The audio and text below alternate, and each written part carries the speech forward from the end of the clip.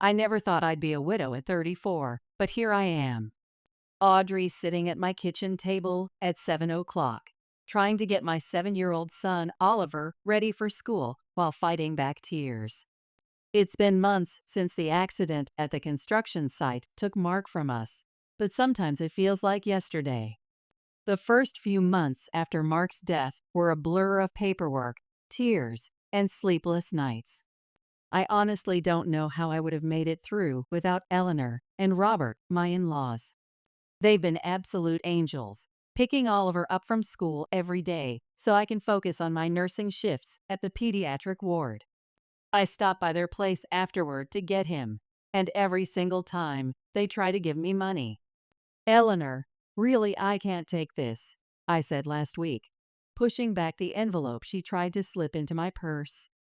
Audrey, sweetie, we want to help, she insisted, her kind eyes meeting mine. We know the insurance company paid well, but your family, let us do this. She's right about the insurance.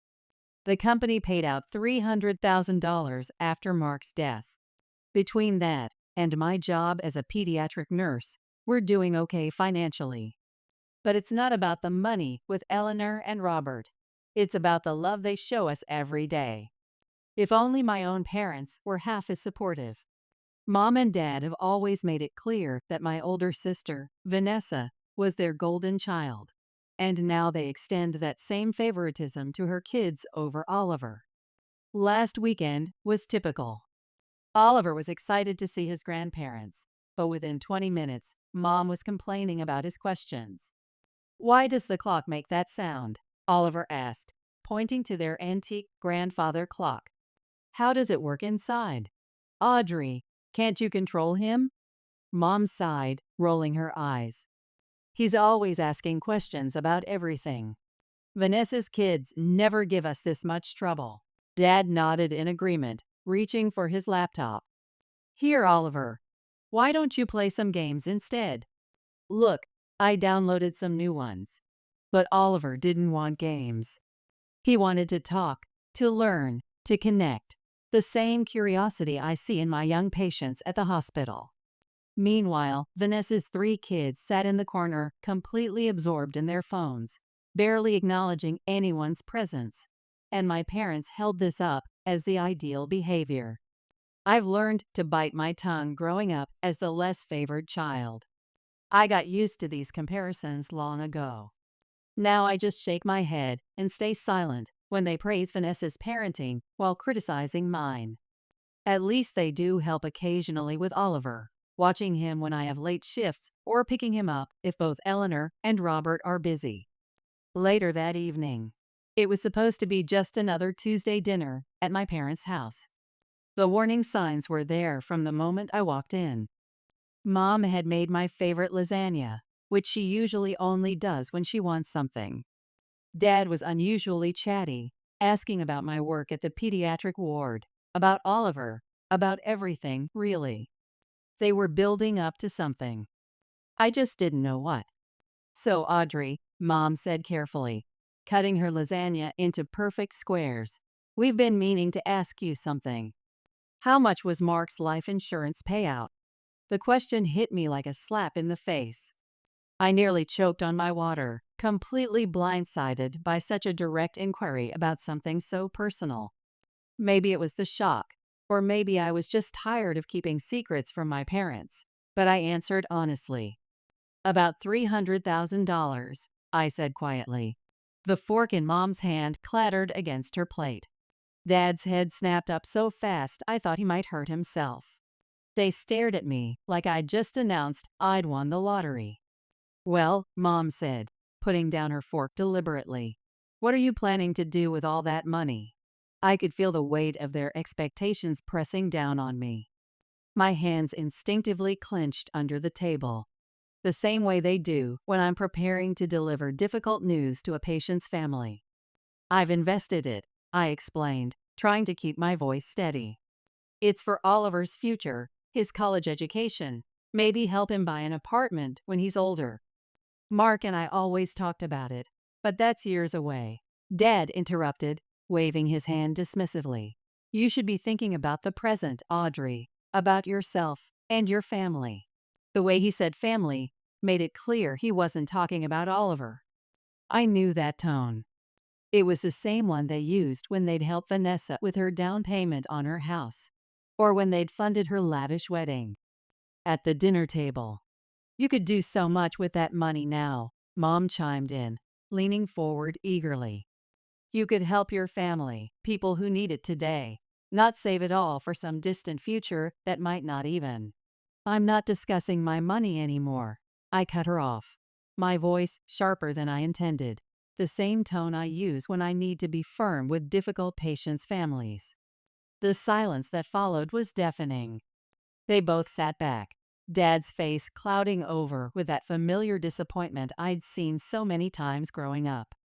Mom pressed her lips together in that thin line that always meant trouble. The rest of the dinner passed in intense silence, broken only by the scraping of forks against plates. 1 week later. I thought that would be the end of it. Knowing my parents, I expected them to give me the silent treatment for at least a month. It's what they always did when I didn't live up to their expectations. But to my surprise, Mom called just a week later. We're having a family dinner on Sunday, she announced, her voice warm, as if nothing had happened. Vanessa and the kids will be there too. You have to come, sweetie. Something about her tone made me uneasy, reminding me of those moments before delivering bad news to a patient's family. But I agreed.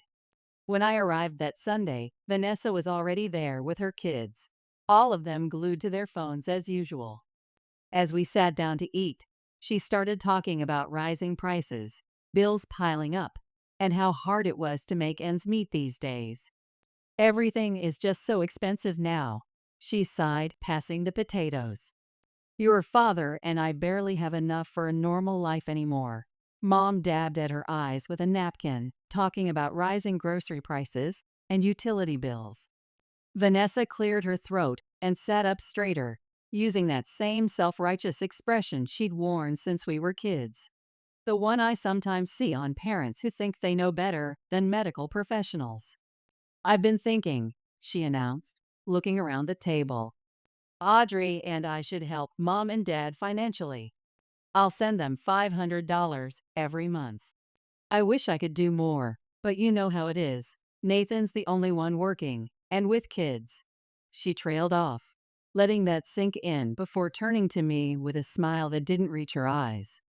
But you, Audrey, you should send them $1,000 monthly. At the family dinner. Excuse me? I nearly choked on my water, my nursing instincts kicking in to assess the situation objectively despite my rising anger. Well, it makes sense, Vanessa pressed on. You earn well at your job, and you only have one child to support. Plus, with your situation, you have other income now. My blood boiled at her careful avoidance of mentioning Mark's death directly. I wanted to scream that I was a widow, that I didn't have a husband's income to rely on anymore, that the other income she was referring to was meant for my son's future, just like how I save every penny I can from my nursing salary for Oliver's education. Mom was already clapping her hands in delight, and Dad was beaming like it was Christmas morning. Oh, girls, Mom exclaimed, you don't know what this means to us. I sat there torn between anger and disbelief, watching my family's expectant faces. The words of refusal died in my throat. I'd spent my whole life trying to earn their approval, and here they were putting a price tag on it, just like some of my patients' families who think throwing money at a problem will make it go away. Fine, I heard myself say, I'll do it. The first transfer hurt the most. $1,000 gone with a few clicks. I told myself it was worth it if it meant more family support with Oliver, but that fantasy quickly unraveled. Mom, could you pick Oliver up from school today? Eleanor has a doctor's appointment, and I have a late shift at the pediatric ward. Oh, honey, I'm so sorry. Mom's voice crackled through the phone. I've got such a headache today. You know how my migraines get. This became a pattern. Every time I needed help with Oliver, there was an excuse. Mom was too busy. She was tired. She had errands to run. Her back was acting up. Meanwhile, the $1,000 left my account like clockwork every month, as reliable as the morning rounds at the hospital. One Thursday afternoon. One particularly frustrating Thursday. After Mom claimed she couldn't watch Oliver because she might be coming down with something, I called Eleanor in desperation. "Of course, we'll pick him up," Eleanor said without hesitation. "Robert's already heading to the school. He loves their little chats on the drive home. Oliver's been telling him all about the science project they're doing in class."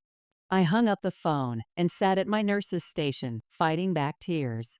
The stark contrast between my two sets of parents as clear as the difference between a healing wound and an infected one.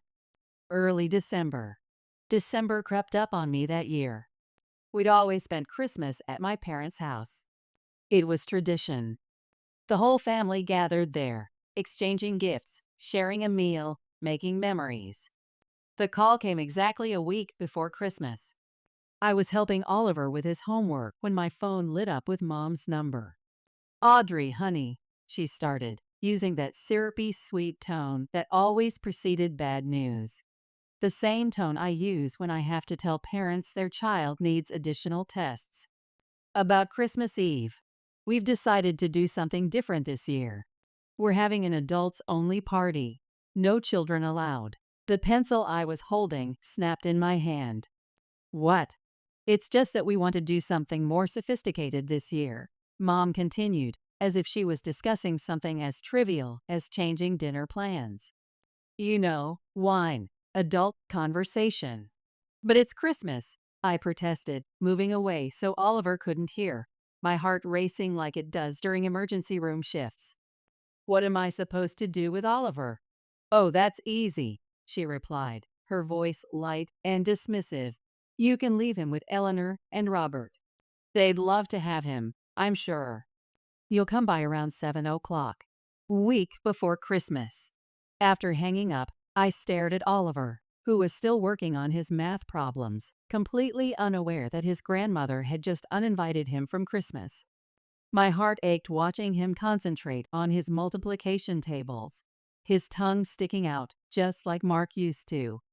As a pediatric nurse, I'd seen countless children's faces light up talking about their holiday plans. I couldn't bear the thought of telling my own son he wasn't welcome at his grandparents' Christmas celebration. I spent the next week debating what to do. The thought of celebrating without Oliver felt wrong, like administering the wrong medication to a patient. But skipping the family Christmas entirely seemed too dramatic. Finally, I came up with a compromise.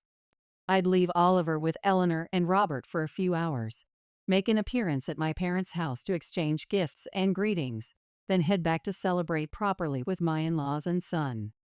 Christmas Eve. On Christmas Eve, I pulled up to my parents' house alone, a bag of carefully wrapped presents in hand.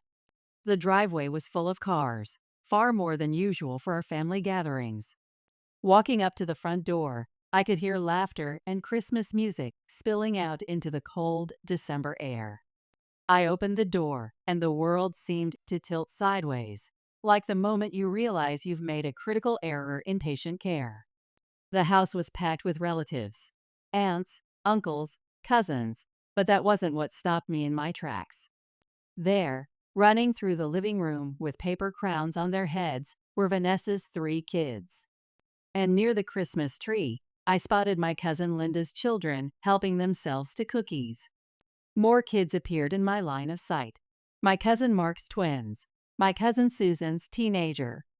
The room suddenly felt too hot, too tight, like an overcrowded waiting room during flu season. I stood in the doorway, the gift bag hanging limply from my hand, as the reality of the situation sunk in. This wasn't an adults-only party at all. It was a party where only my son wasn't welcome. At the Christmas party, I stood frozen in the doorway, my mind struggling to process the scene before me, much like when you encounter an unexpected complication during a routine procedure. My Aunt Marie was the first to spot me. "Audrey, sweetheart," She rushed over to hug me, then looked around expectantly. "Where's little Oliver? Don't tell me he's sick on Christmas Eve." Before I could answer, my cousin Peter chimed in, "Yeah, where's our favorite little scientist? Jake's been wanting to show him his new chemistry set." More relatives gathered around, all asking the same question. Where was Oliver? Why had I come alone? Each inquiry felt like a knife twisting in my gut, reminiscent of the helplessness I feel when I can't ease a child's pain. Through the crowd, I spotted my mother in the kitchen, arranging cookies on a Christmas-themed platter as if everything was perfectly normal. As if she hadn't just excluded her own only grandson from a family celebration. "Excuse me," I managed to say, pushing past my concerned relatives. My feet carried me to the kitchen on autopilot, like the countless times I've rushed to respond to a code blue. "Mom," I said, my voice low and controlled, the same tone I use when confronting a medical error. "Can we talk privately?" Something in my tone made her put down the platter. I led her into the hallway away from prying eyes and ears. "You told me this was an adults-only party," I said, fighting to keep my voice steady, channeling the professional composure I maintain during difficult patient consultations. "You specifically told me not to bring Oliver. So why are Vanessa's kids here? Why are all the cousins' children here?" Mom straightened her Christmas sweater, not meeting my eyes. "Well, that's different." "Different how?" "Those children," she said, gesturing vaguely toward the living room, "know how to behave at formal gatherings. They're well-mannered."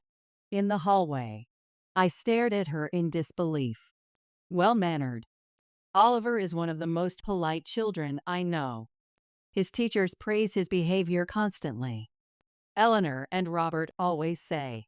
"Oh, Eleanor and Robert," Mom interrupted, rolling her eyes. "They spoil him, encourage all those endless questions.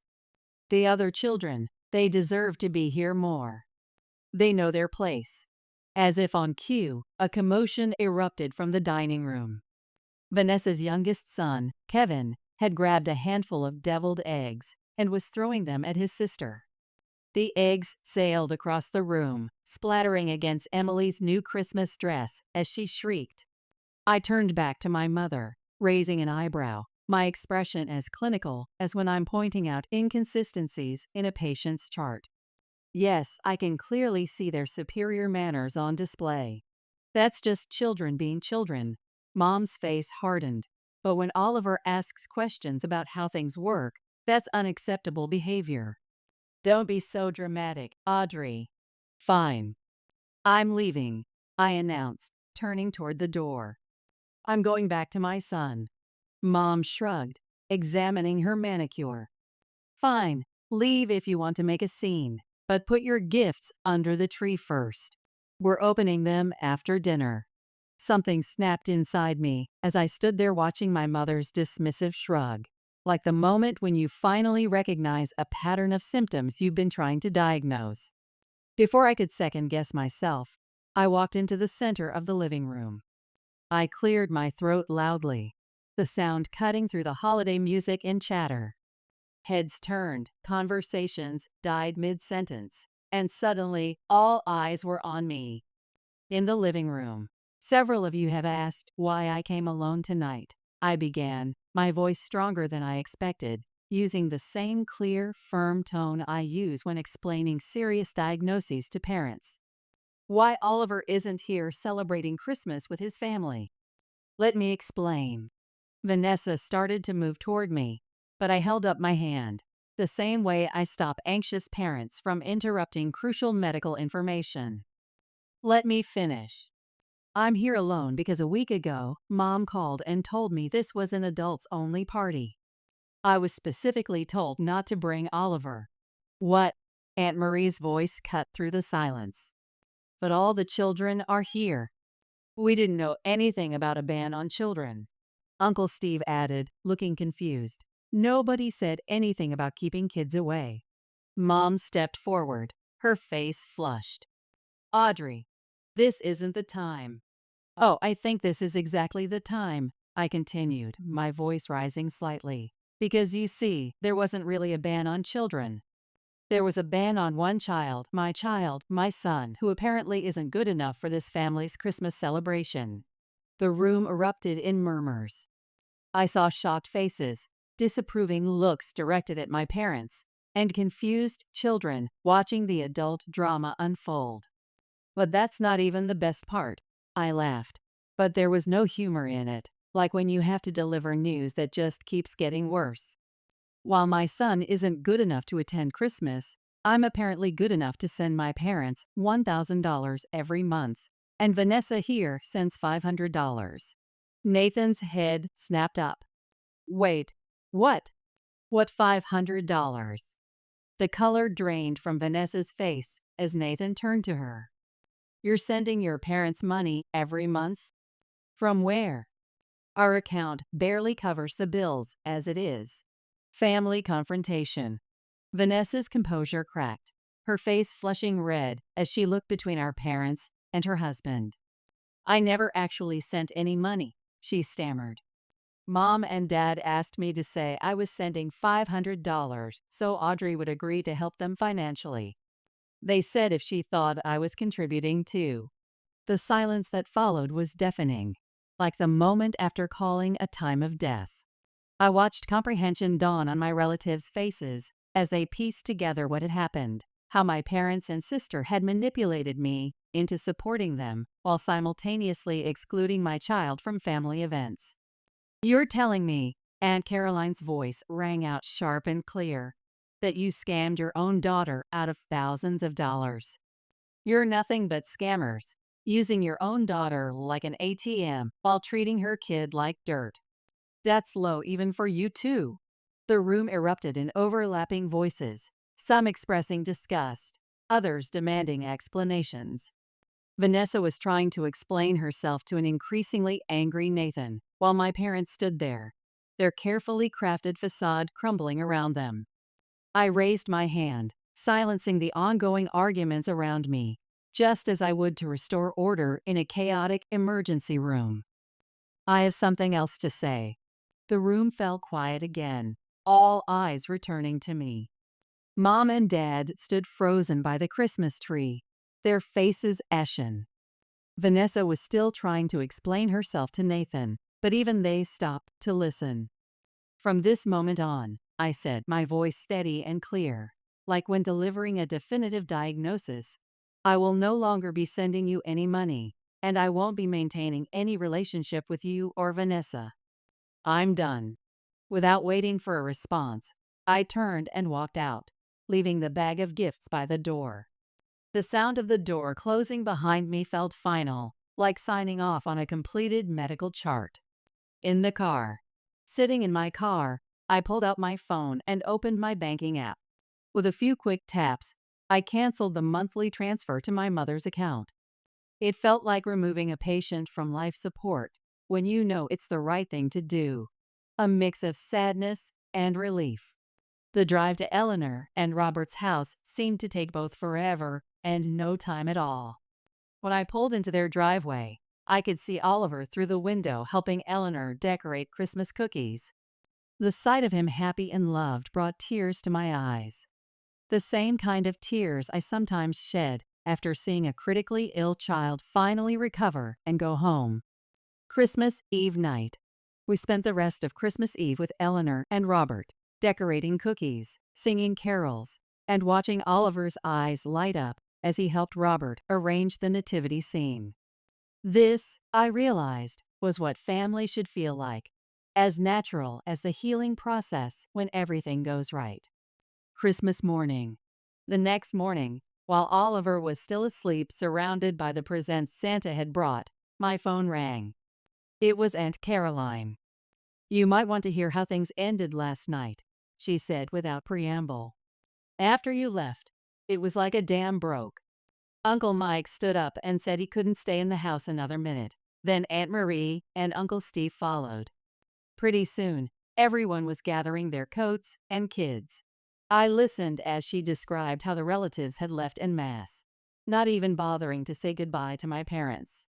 Some had apparently made very loud comments about manipulative behavior and family shame as they walked out. "And Nathan?" I asked quietly. "Oh, honey," he was livid. Packed up the kids right there, and then told Vanessa he needed time to think about their marriage. Said he was taking the children to his parents' house for Christmas. Vanessa was crying. Your parents were trying to damage control, but it was too late. Phone conversation. I could hear her take a deep breath. "I want you to know, Audrey, we're all on your side. What they did to you and Oliver, it's unforgivable." After hanging up, I sat on my bed, processing everything, much like I do after a particularly challenging shift at the pediatric ward. My phone started buzzing with notifications, text messages from Mom, Dad, and Vanessa. They all said variations of the same thing. "We're sorry. We were wrong. Please talk to us. We can explain." I read each message once, then archive them without responding, the same way I handle unnecessary administrative emails at work. Holiday week. The week between Christmas and New Year's passed in a peaceful blur. Oliver and I spent quiet evenings with Eleanor and Robert, played board games, watched holiday movies, and enjoyed the simple pleasure of being with people who truly loved us both. Then, on New Year's Eve morning, the doorbell rang. Through the peephole, I saw Mom and Dad standing on my porch, clutching a large, elaborately wrapped package. My heart thumped against my ribs as I debated whether to open the door, the same way it does before delivering difficult news to a patient's family. "Audrey, we know you're home," Mom called out, her voice muffled through the door. "Please, we just want to talk." After a moment's hesitation, I opened the door but stayed firmly in the doorway, blocking their entrance, using the same protective stance I take when keeping anxious relatives out of a treatment room. They looked smaller somehow, less intimidating than they had a week ago. "We brought this for Oliver," Dad said, holding out the package. Through the wrapping paper, I could see the logo of an expensive electronics store. "He doesn't need it," I replied, making no move to take the gift. At the front door. "Please, Audrey," Mom stepped forward. "We know we were wrong, the way we treated Oliver, the manipulation with the money. We're truly sorry. And we want you to know," Dad added quickly, "that this isn't about the money you were sending us. We really do feel terrible about everything." I studied their faces, searching for sincerity with the same clinical detachment I use when assessing a patient's symptoms. Are you sorry because you realize what you did was wrong? Or are you sorry because the entire family knows what you did and won't speak to you anymore? They exchanged glances, and in that brief look, I had my answer, as clear as a positive test result. "I think you should leave," I said quietly. "I don't believe you, and I don't trust you, not anymore." "But we're family," Mom protested, tears welling up in her eyes. "No," I shook my head. "Family doesn't manipulate each other. Family doesn't exclude a child from Christmas. Family doesn't scheme and lie to get money. What you did, that's not family." They left eventually, still clutching the unwanted gift, their apologies trailing behind them as they walked to their car. I watched them drive away feeling not sadness, but relief, the same kind I feel when discharging a patient who's finally strong enough to go home. Months later. In the months that followed, I stuck to my decision. I didn't answer their calls or respond to their texts. Vanessa tried reaching out too, but I blocked her number. The money I had been sending to my parents went into Oliver's college fund instead. The funny thing about cutting toxic people out of your life is how much room it makes for better relationships to grow, like watching healthy tissue heal after removing an infection. Aunt Caroline started inviting us over for Sunday dinners. Uncle Mike and his wife had us over for barbecues, where Oliver could play with his cousins. Everyone made a point of including him, asking about his interests, encouraging his questions. Summer afternoon. Mom, why does Uncle Mike's pool have that funny smell? Oliver asked one summer afternoon. That's the chlorine, buddy, Uncle Mike answered before I could, launching into an explanation about water treatment and chemical reactions that had Oliver fascinated. I watched my son bloom under the attention and love of family members who actually wanted to know him, not change him. My nurse's instincts telling me this was exactly the healthy environment he needed to thrive. He started calling Eleanor and Robert Grandma and Grandpa exclusively now, and they continued to be our rocks, our safe harbor in any storm. Just like how I tell my young patients' parents that healing takes time and patience, I've learned that building a true family bond isn't about blood. It's about the consistent care and unconditional love that helps us grow stronger every day. As I watched Oliver eagerly absorbing Uncle Mike's chemistry lesson by the pool, I thought about how far we'd come. In the pediatric ward, we often talk about resilience, how children can bounce back from almost anything when surrounded by the right support system. Oliver and I were living proof of that. We had found our real family, not in the people who shared our DNA, but in those who shared their hearts. Ending. The afternoon sun painted golden streaks across the pool water as Oliver's laughter mixed with the sounds of splashing and happy chatter. I caught Eleanor's eye across the patio, and she gave me that warm, knowing smile that always seems to say, "You're both exactly where you belong." And she was right. We were home.